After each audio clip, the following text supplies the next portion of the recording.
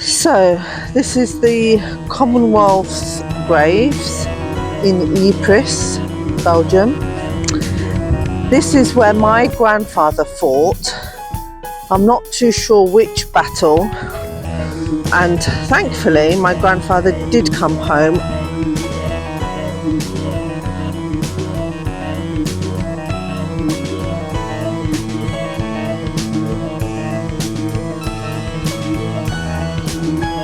So we'll pay our respects. For some reason all the audio has been lost, but these are the graves of soldiers from all the countries of the Commonwealth. To name a few: Australia, New Zealand, previously Ireland, parts of the UK, Canada, South Africa. I'm sure there's many other countries there that I've missed, but it was just astonishing to see. And this is in the middle of a town, in a residential area, so to speak. But it's nice how the soldiers are still part of the community and their memory lives on, and it's very respectful here, and the place is well maintained.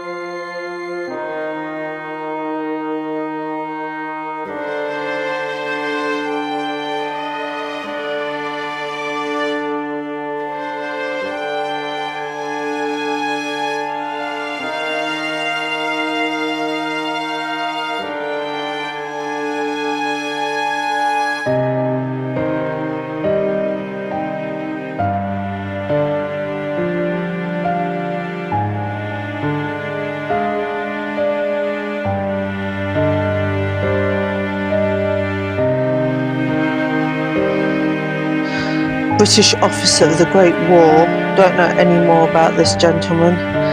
This is an Australian unknown soldier. An Australian corporal, unknown.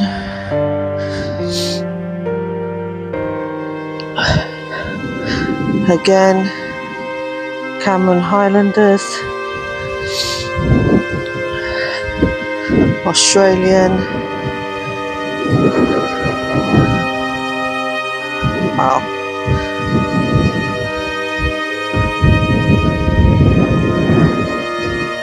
This one, a soldier of the Great War, Machine Gun Corps. There you are.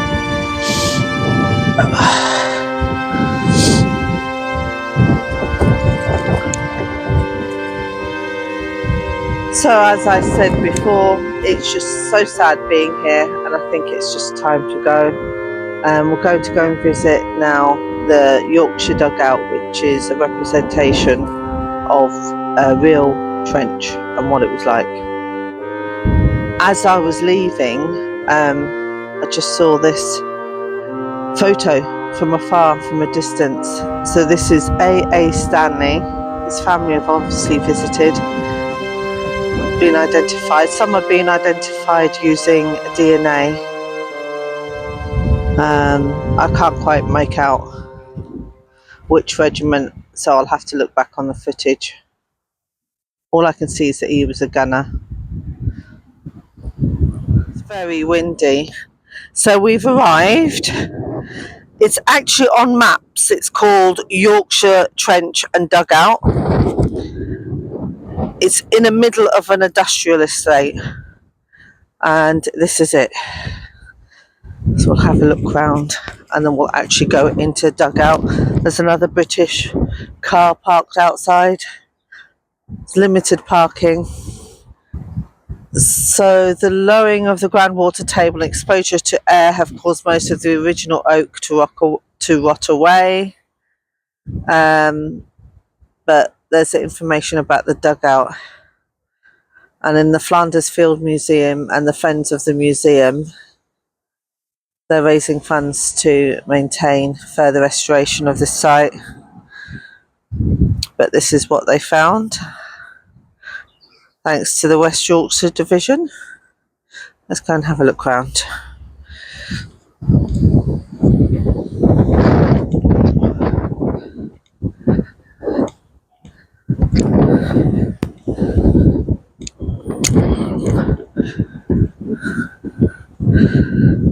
It tells you what it was like underground. We've got the front chamber is located under the current road. Oh! Within the contours of the Archaeological Survey Plan, the British cartoonist Dave Chisholm sketched a vivid picture of life underground. So you've got around 180 dugouts were built in the Ypres Salient. To keep them dry, the wet soil needed to be pumping had to be done continuously. And after the successful attack of the 31st of July 1917, the pumps were left and unmanned and the dugout filled up with water. So the entire installation was salvaged underground. And so there's the dugout. Let's go and have a look.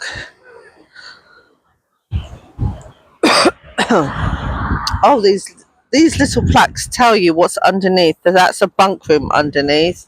That's a bunk room underneath there.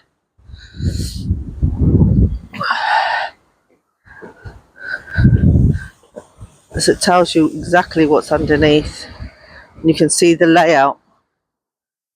So that's the layout of the bunk room. Underground.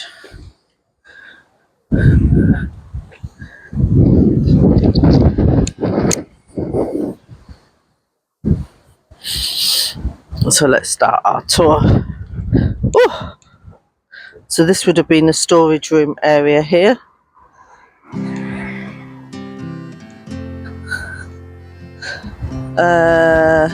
Carpenter's workshop there. Let's go down.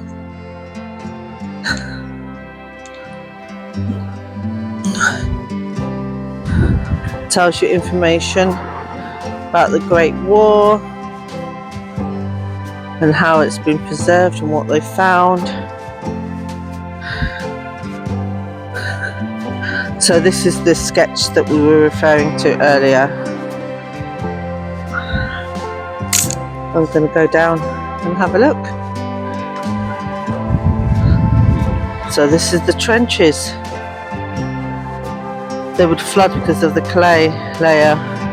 Oh, you can imagine the conditions.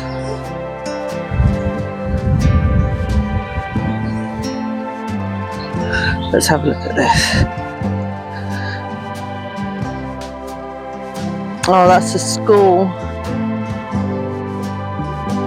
Remembering putting poppies and things down. So let's go and have a look. Oh. It is very, very tight. Can you imagine them running as well?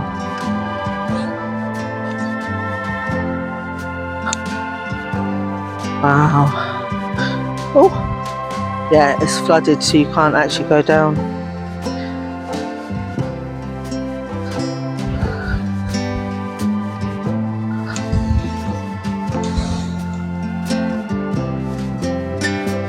No, they've just covered that. Oops.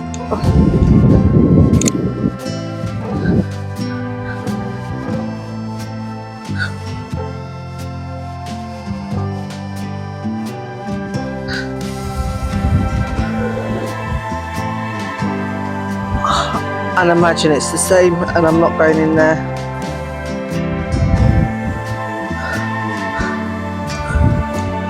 Is it the same all the way around? So I'll go back this way.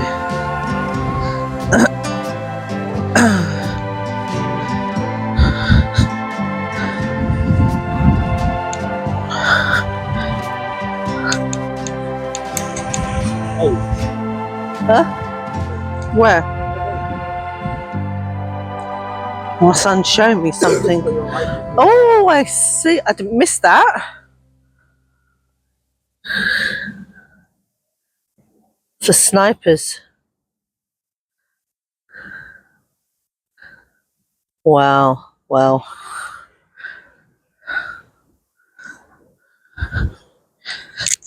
Life in the trenches would have been horrible. That's awful. They would have had to continuously, so we can't go under because it's flooded, but that would have continuously needed pumping out. And we can see here where it's starting to crumble.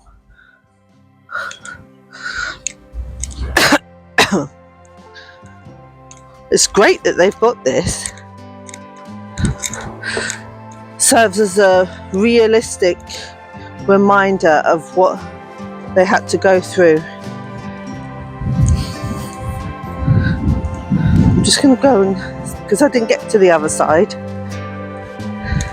So this would have been the pump room underneath.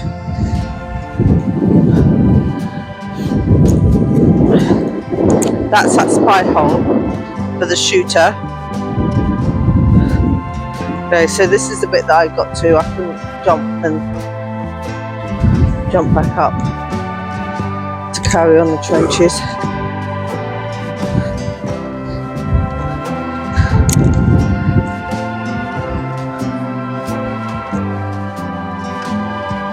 All the way. Let's see if there's an entrance here.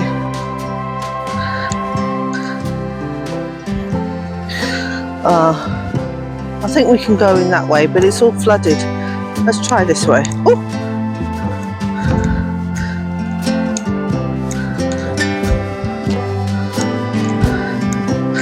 You can talk, I'll just dub you out. Oh.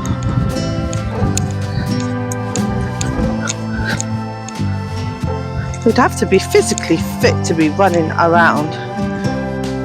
Okay, so this isn't a bad one. Yeah, you just take the camera for me. Yeah, jump first. Yeah, you take the camera. I'll just film that bit in there.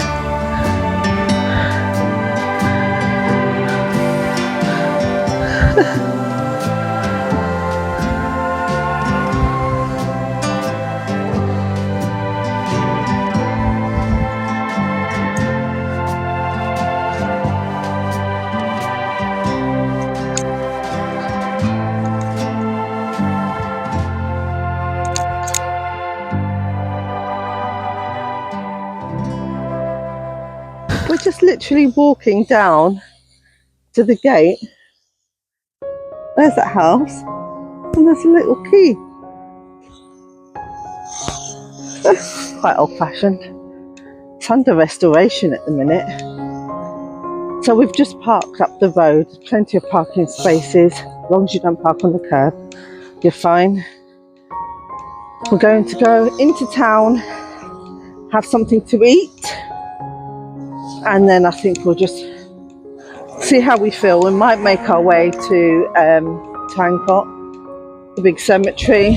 Otherwise we'll just go ahead from the milling gate after eating and leave Ypres.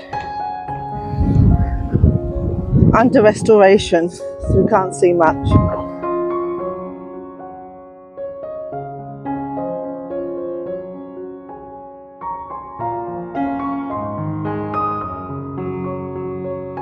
And this is the town itself. So I did drive through here earlier, but I was focusing, so I didn't really look around me. So you've got the cobbled street up above. What is that? I think my son's sitting in football shirts. Looks like it's something with a world tour. UCL sponsoring it. In search of food. It's about 4 o'clock in the afternoon. We had breakfast quite late, left the Airbnb in Brussels and came down. This is what I've come across, Grenadier Bookshop, British Grenadier Bookshop.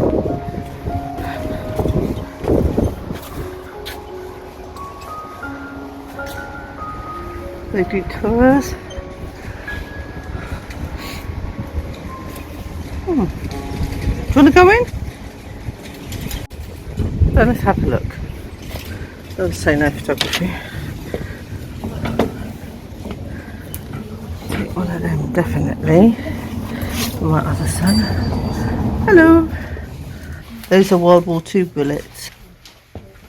Got some memorabilia here.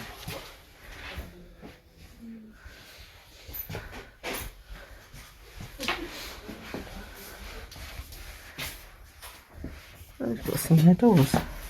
It's an Italian one for the Eritrean campaign. 200. Oh, look, the grenade there is £100. Have you seen these medals that they have?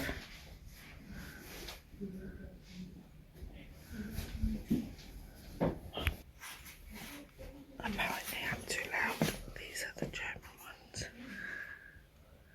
That's possibly the French ones. Coins. Oh, they got screw spine for 75.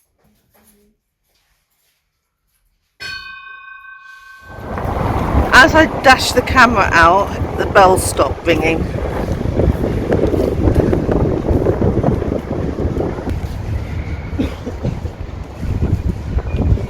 So all this was destroyed and had to be rebuilt.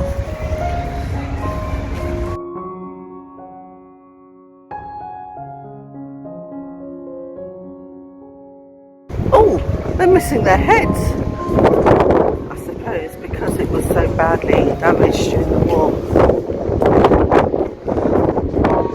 Right, we're going to stop off to eat.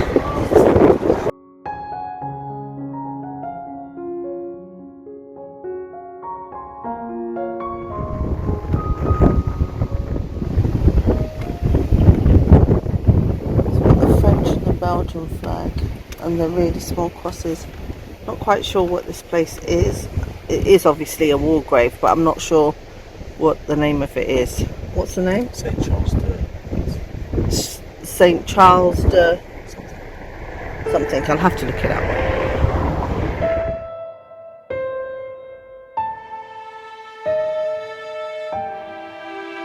We've got public toilets. You need to use them while you're here. Hopefully we can still go in. Ooh.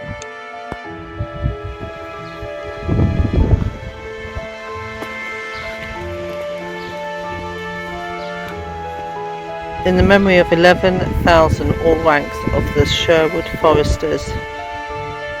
Wow. 1914 to 1918.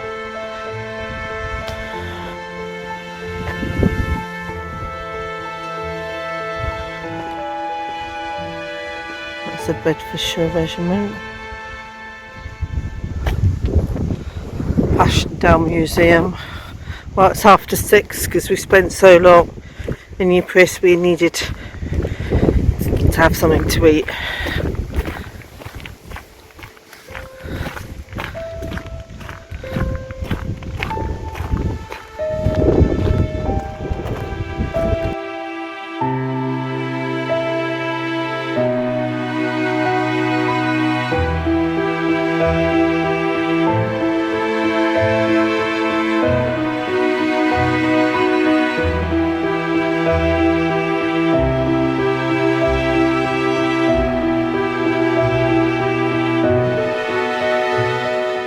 We can see artifacts and items left by the soldiers. Here we can see a shoe.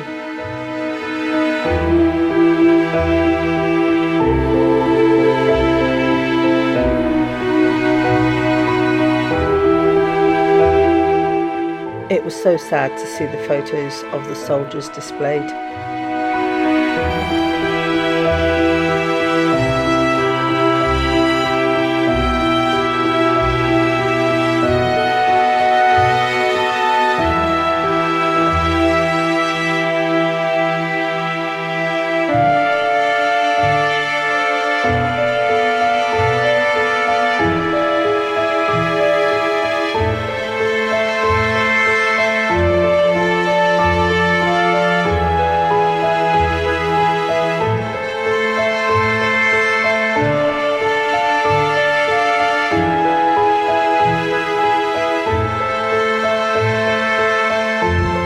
Yorkshire, Cornwall, just continues on and on. It was so sad to see. It really was heartbreaking. I think this is the cool town, isn't it? Yeah. Is there a sign? Not yet, but we haven't crossed it. Continue straight to stay on D9. Oh, Now there it it's is. There's a sign. That was it. Right, new France now. And that's the end of our trip to Belgium. Join us next time. Please like, share, and most importantly, subscribe. Thanks for watching.